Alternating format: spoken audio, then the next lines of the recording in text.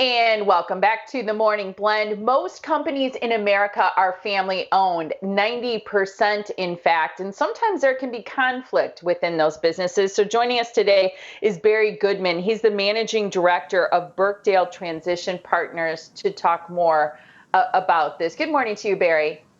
Good morning. How are you?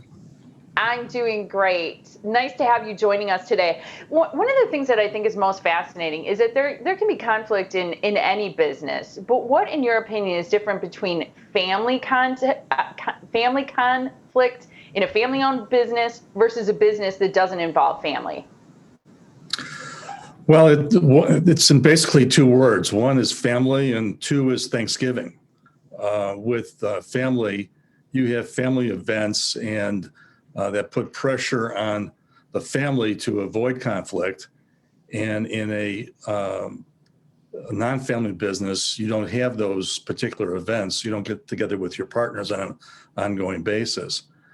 And also, as the family business interacts with each other, how the family interacts with each other is treated permeates how they behave at work, and that may not occur in a non-family business.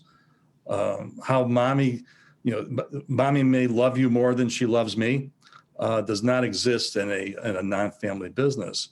And succession in a family business is a big deal, but in a non-family business, the business is usually sold, or they dispose of it in some other fashion. So, other than succession, what's a reason why there's conflict in family businesses?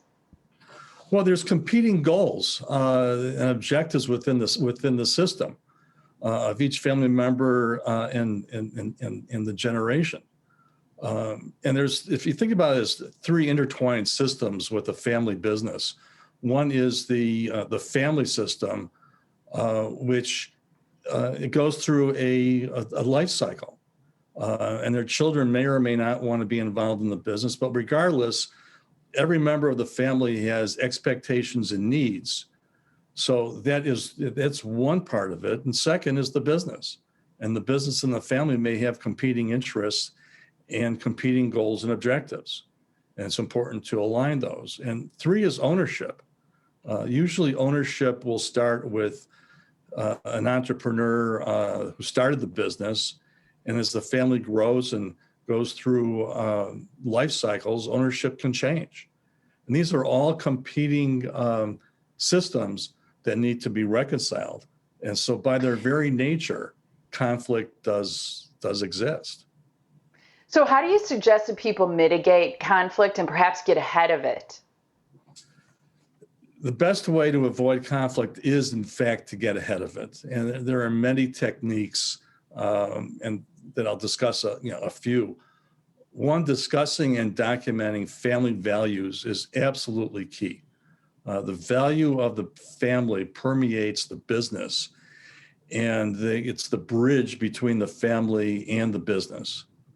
Two is governance. Governance in the family, in the business, and in the family is vital, and it can take many forms. In the business, when the business first starts, governance is really around the dinner table.